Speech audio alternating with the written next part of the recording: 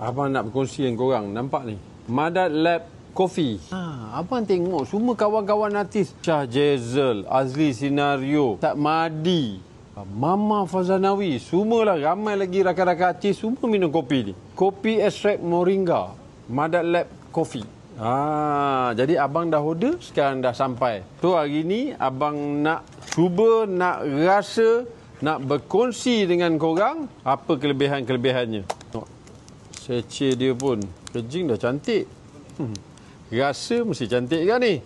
So kita bancuh dulu. Kita letak air panas. Okey, so kita kacau dulu. Kita kacau. Kopi Madat ekstrak moringa ni banyak kelebihan. Nombor satu, kelebihan dia untuk anti radang, antioksidan. Dan yang paling penting, boleh menurunkan kadar bacaan gula dalam badan. Dia menurunkan, bukan hilang, menurunkan. Jadi banyak khasiat dia. Dan yang paling penting, abang dapat tahu, dalam ni bukan saja dia pakai moringa, batang moringa pun dia ekstrak kat dalam ni. Kau rasa nampak pekat tak dia? Dan yang paling penting sekali, dia tak guna gula biasa.